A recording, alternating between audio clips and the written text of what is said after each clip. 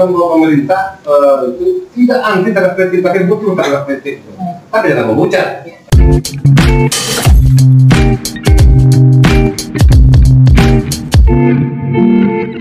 Assalamualaikum warahmatullahi wabarakatuh.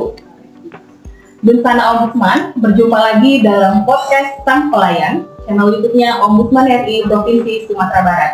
Pada hari ini, kita kedatangan kembali Kepala Daerah yang ke-13 di kantor Ombudsman, Sang Pelayan dari ujung selatan. Telah hadir bersama kita Bupati Pesisir Selatan, Bapak Rusmayul Anwar.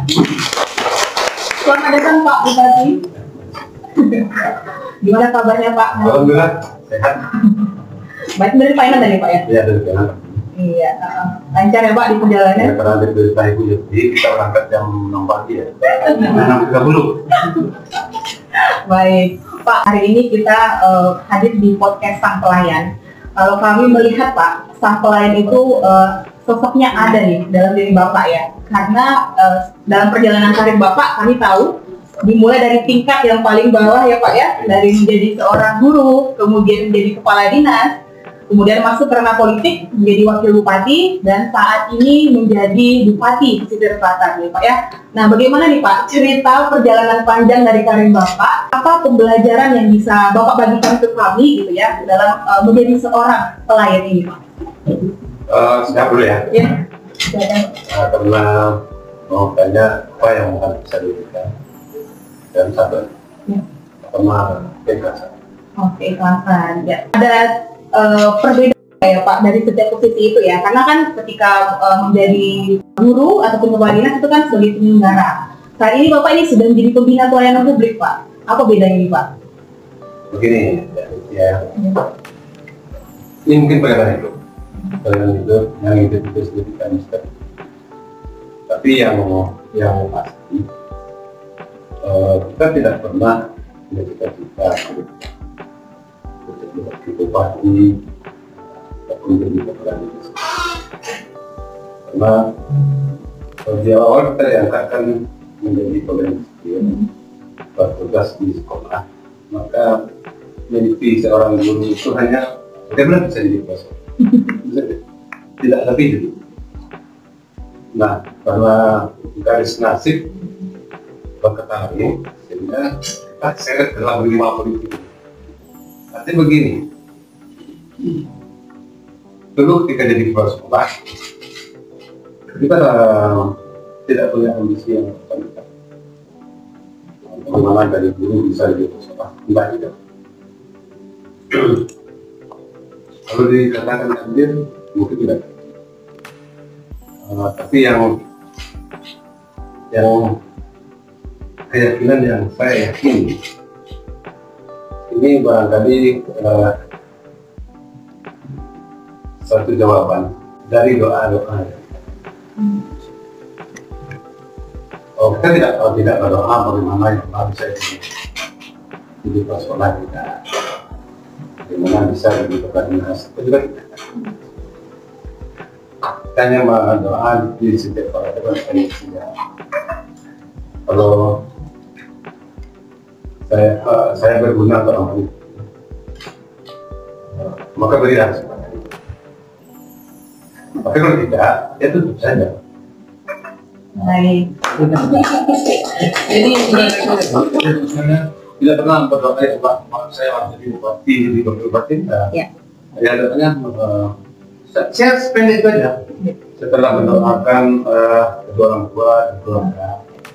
Ya, kalau saya misalnya akan bermanfaat bagi manusia ini, berilah kesempatan apapun itu.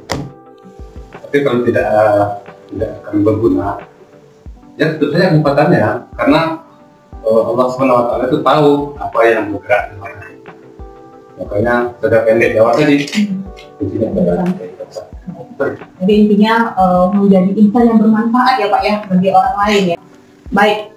Pak Bupati, kita sama-sama tahu bahwa kedatangan Pak Bupati pada hari ini ke kantor Ombudsman itu dalam rangka penyerahan piagam predikat kepatuhan pada tahun 2022.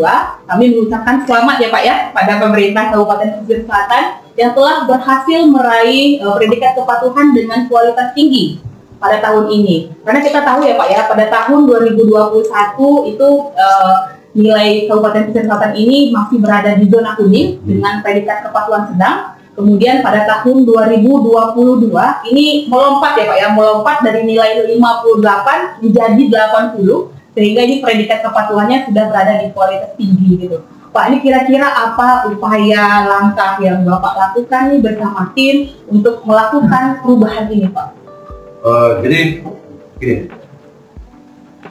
sebenarnya saya ini spesialis yang paling luar biasa itu teman-teman saya tim.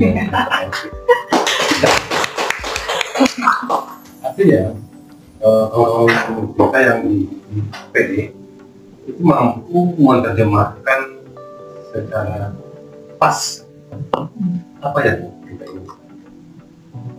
Nanti boleh dicek kepada kita tidak pernah arahkan ibu harus seperti ini, bapak harus seperti ini kita ruang kepada beliau itu mau kita beri untuk improvisasi atau misalnya untuk berinovasi kan, tetapi sasaran itu jelas. Nah, kita memang mengutamakan kepada segi tadi sudah sampaikan selain untuk pemenuhan hak-hak asasi manusia, dan kami menganggap yang lebih utama harus kami penuhi itu adalah asas konstitusi, bukan hanya mengikut persoalan-persoalan hak asasi manusia yang diatur undang-undang, hukum dan peraturannya, kita menyentuh dari sisi yang tidak diatur oleh aturan-aturan itu, tetapi berlaku di tengah-tengah masyarakat kita, itu nilai-nilai kemanusiaan. Nah, kawan-kawan kita yang di OPD itu yang mampu menerjemahkan. Jadi sebenarnya yang kami sendiri hanya berada di belakang. Nah, ketika kawan-kawan itu bergerak ke depan, selagi kawan-kawan itu bergerak ke arah yang benar, kita support. Nah, kalau misalnya ada yang agak mencong di tengah jalannya, harus saya ingatkan itu tidak boleh dua jalur. Nah, tapi kalau misalnya bergerak pas seperti apa yang diinginkan, kita tidak pernah memberi instruksi, tidak pernah memberi perintah apapun, tetapi kita kawal terus kemana arahnya. Dan alhamdulillah semua capaian itu bukan ya, pasti ke teman-teman. Jadi ini intinya sinergi dan kolaborasi ya Pak ya dari OPD sehingga Bapak ini mendorong dari belakang ini udah sesuai dengan relnya nih gitu ya Pak ya, dan pastinya ini tujuannya adalah peningkatan kualitas pelayanan gitu ya Pak ya. Baik Pak Bupati, ini kalau berbicara tentang pelayanan gitu ya Pak ya, kita pada tahun kemarin ini sempat viral juga Pak, cukup menyita perhatian publik juga. Ini terkait dengan pelayanan juga Pak, standar layanan gitu ya, terkait dengan retribusi masuk dan tarif parkir. Ini kan kita sama-sama tahu ya di sana Ombudsman bahwa Kabupaten Pesisir Selatan ini merupakan negeri sejuta pesona ya Pak, dan menjadi destinasi wisata utama gitu di Sumatera Barat yang memikat banyak hati para wisatawan, tidak hanya dari wisatawan lokal, tapi juga daerah, luar provinsi, bahkan mungkin juga mancanegara gitu Pak. Nah, gimana kira-kira nih Pak Bupati, apa bentuk pengawasan yang Bapak lakukan dalam melakukan perbaikan layanan khususnya di sektor pariwisata ini? Oke, ya, kasih. Jadi masalah yang viral kemarin, ya, itu viral memang luar biasa sekali. Tapi kami juga tidak merasa dirugikan dengan hal itu. Karena begitu kita viral pasti keinginan orang tentang proses itu sebenarnya. Ya, jadi kami menganggapnya itu adalah satu promosi gratis. Nah, jadi kami tidak ambil pusingnya. Tapi yang jelas di satu sisi yang kami inginkan, jangan sampai nanti para pengunjung wisatawan itu yang menjadi merasa rugi ketika ada segi pelayanan. Nah, ada dua pokok persoalan di sana. Yang pertama memang secara budaya ada beberapa masyarakat kita yang belum siap untuk menerima kedatangan kawan-kawan kita. Dia menganggap bahwa kunjungan wisatawan itu adalah satu ladang yang bisa diperas. Satu. Tapi di sisi yang lain ada juga kelompok-kelompok tertentu yang memanfaatkan ini, mempolitisir ini sehingga menjadi satu tidak. Ini dua sisi yang berbeda. Kenapa saya berani mengatakan seperti itu? Nah, karena ternyata bahwa rekaman itu kalau kita perhatikan itu memang sengaja di-set pembicaraan itu di set. Itu yang pertama. Yang kedua, sebenarnya tidak ada pembayaran yang seperti itu di luar parkir ya. Kalau masuk ke kawasan, jadi berdasarkan perda peraturan daerah bahwa masuk kawasan wisata di Pantai Carusuro itu dikenakan restriksi 5.000. Ya. Nah, kebetulan Masjid Terapung itu berada di dalam kawasan. Jadi sebenarnya bukan masuk ke masjidnya yang berbayar, tetapi masuk kawasan. Nah, kita tahu juga tipikal masyarakat kita. Soalnya bisa gratis, kenapa harus bayar? Maka mereka coba cari jalan yang berliku untuk bisa masuk, menghindari restriksi. Nah, sehingga dia potong kompas dan langsung masuk ke depan masjid. Nah, dengan alasan mau sholat asar, sholatnya jam 11. Kalau jam 11, sholat duha belum, sudah belum. Nah, ini yang dieksploitasi secara berlebihan. Nah, tapi bagi kami itu juga melahirkan suatu tatanan tepat. Nah, sehingga kita dan kawan-kawan bersepakatlah bahwa ke depan semua memasuki kawasan objek wisata tidak ada persentuhan manusia virtual. Semuanya akan memakai non tunai. Digitalisasi ya Pak ya, luar biasa. Tepuk tangan dulu untuk Kabupaten Lumajang. Luar biasa Pak. Ya, kami percaya Pak, memang pengaduan ini selalu akan disampaikan oleh masyarakat ketika mereka merasa tidak puas dengan layanan yang kita berikan seperti itu. Dan kami juga percaya bahwa pasti pemerintah daerah ini juga telah banyak sekali yang menerima pengaduan masyarakat, khususnya terkait dengan pelayanan publik gitu ya Pak ya. Namun memang beberapa di antaranya itu masuk ke Ombudsman Pak, Provinsi Sumatera Barat, karena kami juga memiliki kewenangan untuk mengawasi terkait penyelenggaraan pelayanan publik. Nah, dari pesisir selatan ini, laporan yang paling banyak masuk itu terkait dengan pemberhentian perangkat negara Pak, yang unprocedural atau tidak sesuai dengan prosedur. Nih, bagaimana nih kira-kira Pak Bupati? Apakah ini juga menjadi atensi khusus di internal kita Pak? Oh ya. Karena ini tahun depan juga udah tahun politik ya Pak. Gimana Pak? Jadi kalau kita berbicara soal perangkat negara yang diberhentikan seenaknya oleh negara. Nah, barangkali kita sudah pernah bercerita dengan kepala. Nah, ternyata para pemimpin elit lokal tingkat negara belum siap pada demokrasi. Katakan seperti itu. Ternyata dari data yang kami himpun, mereka yang diberhentikan oleh wali negara adalah mereka yang dulunya tidak mengubah. Nah, jadi kami sudah sampaikan dalam pertemuan bahwa demokrasi itu adalah dengan zaman sekarang kebutuhan dan keharusan. Kita harus mampu hidup dengan perbedaan yang ada. Nah, nilai-nilai perbedaan itu sebenarnya bukanlah merugikan kita. Itu kan bisa memperkuat kita, itu bisa kita. Dan saya ingatkan betul bahwa setiap perbedaan itu bukanlah hal-hal yang merugikan. Dan perbedaan itu sendiri adalah kerugian dari suasana harus kita jaga dan kita pelihara. Saya selalu sampaikan bahwa semua kita bisa berbicara mengatakan bahwa pelangi itu indah. Kenapa harus indah? Karena 7 warna gitu. Saya lihat 1 warna saja, tidak ada keindahan. Nah, demikian juga ketika kita melaksanakan amanah yang diserahkan oleh orang ini, harus ada teman-teman yang mampu untuk mengontrol. Nah, yang mengontrol ini bisa dari pihak demokrasi yang keempat, dari KSA dan sebagainya. Saya juga dari saluran-saluran yang kita buka untuk masyarakat melakukan beberapa perbuatan terhadap beberapa kebijakan yang ada. Nah, kedewasaan seperti ini yang belum dimiliki oleh negara. Nah, karena selalu memberitahu ya, setiap perbedaan yang ada itu hal awal sebenarnya bukanlah yang ya. Nah, mungkin ada pelampiasan sakit hati, dendam dan segala macamnya. Nah, proses pendewasaan demokrasi tidak seperti itu.